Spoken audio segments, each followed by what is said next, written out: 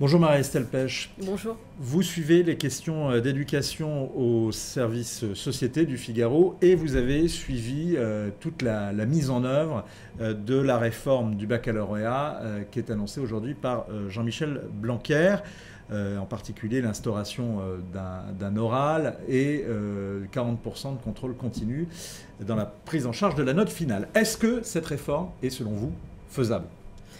Elle est très séduisante sur le papier. Il va falloir voir effectivement si elle est réellement faisable. Parce qu'aujourd'hui, l'architecture du lycée, elle est construite sur les horaires de travail des enseignants. 18 heures pour le CAPES, 15 heures pour l'agrégation. C'est ça, exactement. Et ça signifie que tout est construit autour des horaires de travail des enseignants. Les proviseurs, ils remplissent des petites cases. Tous les professeurs doivent faire ces heures de cours. Et on ne prend pas réellement en compte les desiderata des élèves. On les met dans des filières, ils sont dans un circuit, etc.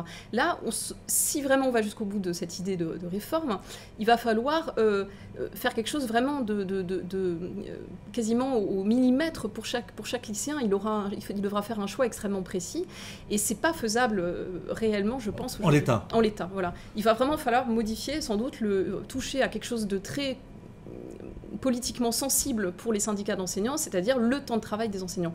On peut envisager, par exemple, qu'au premier semestre de l'année de première, un professeur de mathématiques travaille jusqu'à 20 heures par semaine et qu'au deuxième semestre, parce que moins d'élèves choisiraient son cours de mathématiques, il ne travaille plus que 14 heures.